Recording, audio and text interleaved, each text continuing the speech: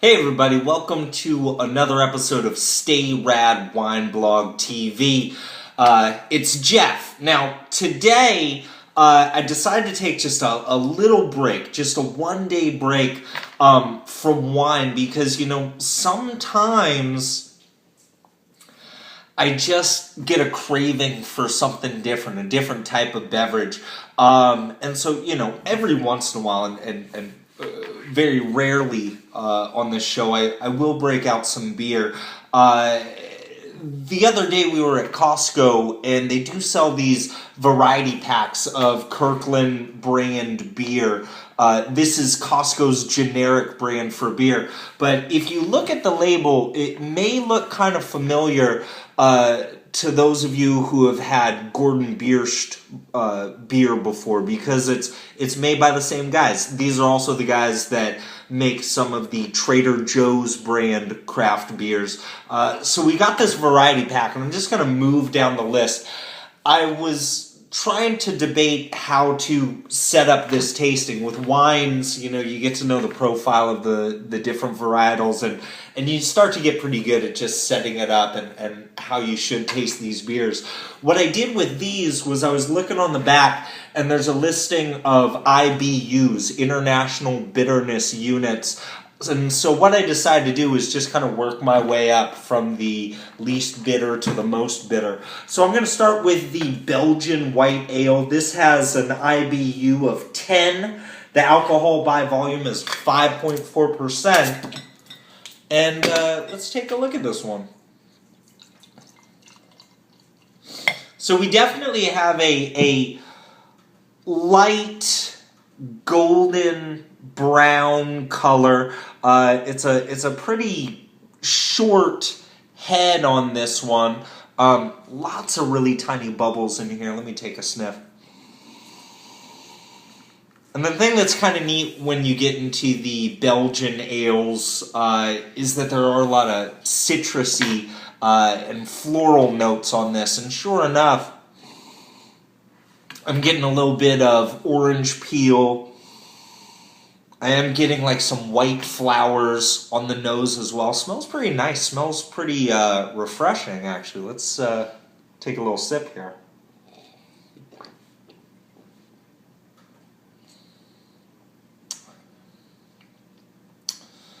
Now, along with those same citrusy notes that I was smelling earlier, on the palate, I am getting just a little bit of blueberry fruit. There is just a tad bit of bitterness coming in, but more than anything else, it's very refreshing.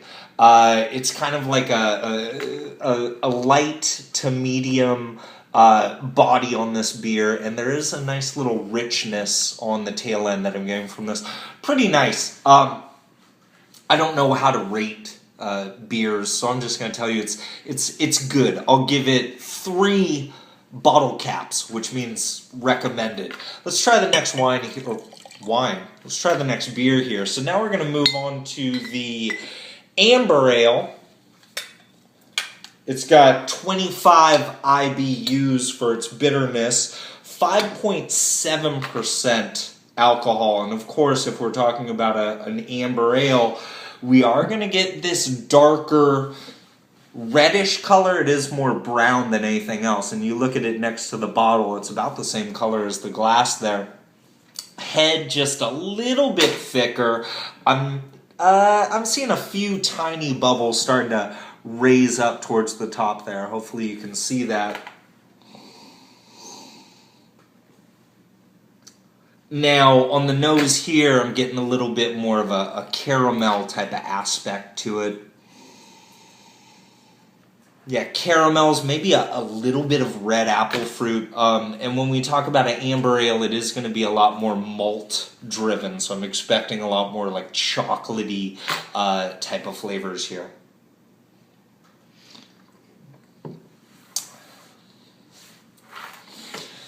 And sure enough, that's what's showing up. I'm getting a chocolatey type of richness. There's some coffee aromas kind of dancing around in my mouth right now. And much like the last beer, I'm getting like a light to medium rich feel in the body. Not bad, and again, I'll give it 3 bottle caps, which means, try it out. These come in a variety pack, so you can't really get one without the other.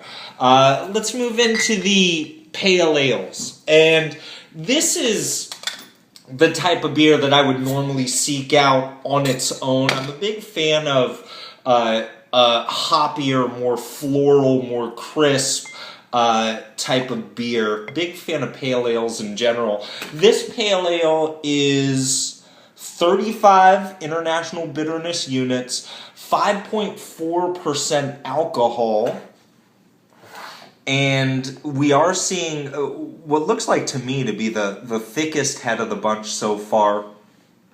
Seeing some nice bubbles rising up there. And as far as the color, it's kind of between that amber color of the last beer and that golden brown of the one before. It's a nice look to this.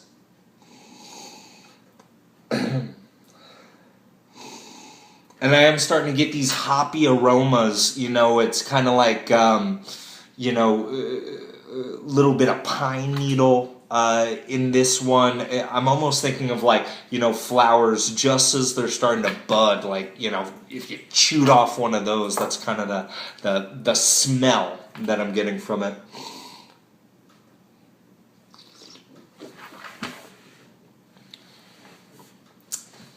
Wow, and that bitterness is really coming out, I wouldn't describe this as having any sort of rich feel to it. I mean, even though there are some nice malty characteristics, this is definitely a hop-driven beer. So I want you to think of just taking a bouquet of flowers and just biting into it. That's the type of power and the type of bitterness that's coming into this.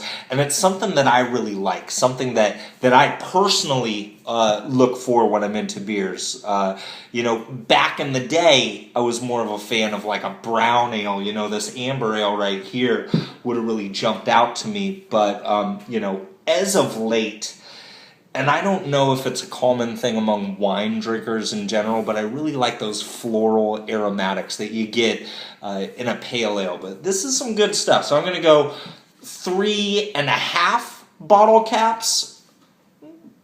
Good. Good stuff. Haven't had anything bomb on me so far.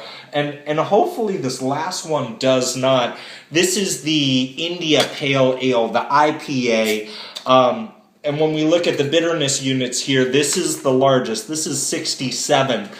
Technically, they say the scale isn't supposed to go above 100, but you'll see some of these craft brews that say that they are way up there. But 67, the largest of this bunch. And as far as alcohol, we're looking at 6.5%. So this is a big boy. When I pour it out, I'm definitely getting a more brown, more rich type of hue, thicker head. I would say of the 4, this really is the thickest one so far. Well, this is so weird. I'm filming on my iPhone, and my buddy Dave just texted me, and so I've been looking at myself, and now all of a sudden this message comes up. And he's asking me about Bloody Marys. Leave me alone, Dave. I'll talk to you later. Dave, leave me alone. You're messing up my film here. Sorry, guys. I'm back. Dave, I'll talk to you later. So now we've got this India Pale Ale, 67 IBUs. Alcohol is 6.5%. Again, a more brown, more rich color. Man, Dave really threw me off. I hate that guy. Nice bubbles rising up here. And as I give this a sniff,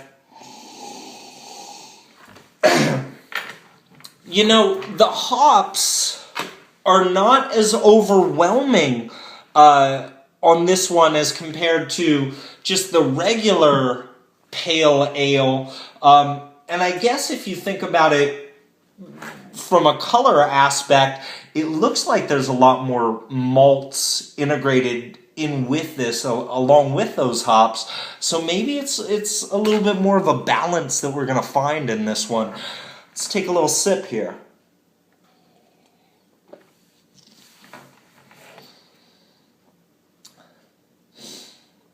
And that's what I get. I mean, definitely this is the most bitter beer of the bunch. That's an alliteration for you. It's the most bitter beer of the bunch.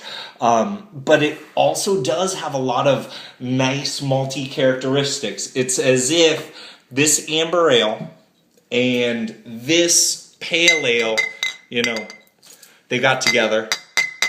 And this is what came out. This guy right here. And I do have to say, as far as the beers from this mixed bag, this is the one that I'm liking the best. I would definitely give this a full 4 bottle caps out of 5. And it's good stuff. I hope everybody had a wonderful Christmas. I hope everybody is still having a happy Hanukkah. I don't know. Leave a comment. Let me know what you think. I'll talk to you guys later. Stay rad!